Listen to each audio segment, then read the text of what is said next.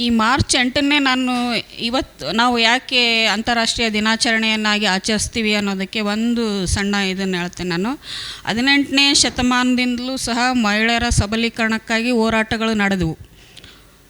ಅವತ್ತಿಂದ ಇವತ್ತಿನವರೆಗೂ ಯಾವ ರೀತಿ ಬದಲಾವಣೆಗಳಾಗ್ಯಾವ, ನಾವು ಎಷ್ಟು ಅಭಿವೃದ್ಧಿ ಹೊಂದೀವಿ, ಇನ್ನೂ ಎಷ್ಟು ಬದಲಾವಣೆಗಳನ್ನು ತರಬೇಕು, ನಾವು ಇನ್ನು ಏನೇನು ಮಾಡಬೇಕು ಅನ್ನೋ ಒಂದು ಮನ್ವಂತರ ಅಂದರೆ ಆಲೋಚನೆಗಳನ್ನು ಮಾಡೋ ದೃಷ್ಟಿಯಿಂದ ಈ ಒಂದು ಮಾರ್ಚ್ 8ನ್ನು ಅಂತಾರಾಷ್ಟ್ರೀಯ ಮಟ್ಟದಲ್ಲಿ ಅಂತಾರಾಷ್ಟ್ರೀಯ ಮಹಿಳಾ ದಿನಾಚರಣೆ ಅಂತೇಳಿ ಆಚರಣೆ ಮಾಡೋದಕ್ಕೆ ಪ್ರಾರಂಭ ಮಾಡಿದರು.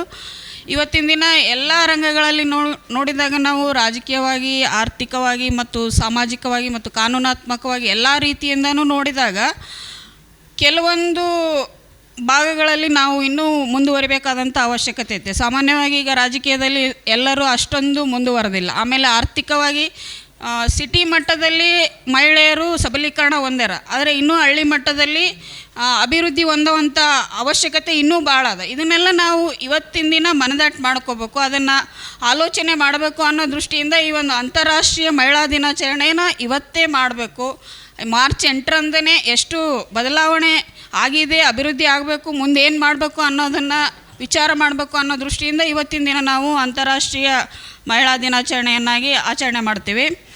ಹಾಗೆಯೇ ನಾವು ಮಹಿಳೆಯರು ಏನು ಮಾಡ್ತೀವಿ, ಈ ಒಂದು ಎಲ್ಲ ರಂಗದಲ್ಲೂ ನಾವು ಕೆಲಸ ಮಾಡಿ ಸಬಲ ಆಗ್ತೀವಿ. ಆದರೆ ನಮ್ಮ ವೈಯಕ್ತಿಕ ವಿಷಯದಲ್ಲಿ, ಆಮೇಲೆ ನಮ್ಮ ಸ್ವ ಇಚ್ಛೆ ಮತ್ತು ಅಭಿಲಾಷೆಗಳಲ್ಲಿ ನಾವು ಸ್ವಲ್ಪ ಗಮನ ಕೊಡೋದನ್ನು ಮರ್ತು ಬಿಡ್ತೀವಿ. ಎಲ್ಲ ನಮ್ಮಿಂದನೇ ನಡೀತದ ಅಂತೇಳಿ ನಾವು ತಿಳ್ಕೊಂಡಿರ್ತೀವಿ. ಏನು ನಮ್ಮಿಂದ ನಡೆಯೋದಿಲ್ಲ. ನಾವು ಒಂದಿನ ಇಲ್ಲ ಅಂದರೂ ಮನೆಯಲ್ಲಿ ನಡೆಯುವಂಥ ಎಲ್ಲನೂ ನಡ್ಕೊಂಡು ಹೋಗ್ತಿರ್ತದೆ. ಆ ಭ್ರಮೆಯಲ್ಲಿ ನಾವು ಬದುಕ್ತಾ ಇರ್ತೀವಿ. ಸ್ವಲ್ಪ ನಾವು ಮನೆ ಬಿಟ್ಟು ಬಂದು ನಾವು ಸಬಲರಾಗಿದ್ದೀವಿ ಅಂಥೇಳಿ ಜನರಿಗೆ ಇವತ್ತು ನಮ್ಮನ್ನು ನಾವು ವ್ಯಕ್ತಪಡಿಸೋದು ಅವಶ್ಯಕತೆ ಇದೆ ಅಂಥೇಳಿ ನಾನು ಈ ಸಂದರ್ಭದಲ್ಲಿ ಹೇಳೋದಕ್ಕೆ ಇಷ್ಟಪಡ್ತೇನೆ. ಹಾಗೆಯೇ ಈ ಒಂದು ಮಹಿಳೆಯರ ವಿಷಯಕ್ಕೆ ಸಂಬಂಧಪಟ್ಟಂಗೆ ನೀವು ಪ್ರತಿನಿತ್ಯ ಮಾಧ್ಯಮಗಳಲ್ಲಿ ನೋಡ್ತಾ ಇರ್ತೀರಿ. ಅಲ್ಲಿ ಆ ಕ್ರೈಮ್ ನಡೀತು, ಇಲ್ಲಿ ನಡೀತು, ಅದು ಸಣ್ಣ ಸಣ್ಣ ಮಕ್ಕಳನ್ನೂ ಇವತ್ತು ಬಿಡ್ತಾ ಇಲ್ಲ. ಇದೆಲ್ಲ ಯಾಕೆ ಆಗ್ತಾ ಇದೆ ಅಂದರೆ ನಮ್ಮಲ್ಲಿ ಸಾಮಾಜಿಕ ಕಳಕಳಿ ಕಮ್ಮಿ ಇದೆ. ಅಂದರೆ ನಮ್ಮ ಅಕ್ಕಪಕ್ಕ ನಡೆದ್ರೂ ನಾವು ಅದ್ರ ಬಗ್ಗೆ ಗಮನ ಕೊಡೋದಿಲ್ಲ, ಇಂಟ್ರೆಸ್ಟ್ ತೋರಿಸೋದಿಲ್ಲ.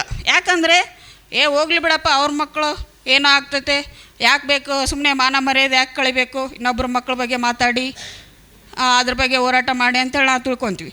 ಅಂದ್ರೇನು, ಇದು ನಮ್ಮ ಸಾಮಾಜಿಕ ಕಳಕಳಿ ಯಾವ ಮಟ್ಟಕ್ಕಿದೆ ಅನ್ನೋದನ್ನು ತೋರಿಸ್ತದೆ.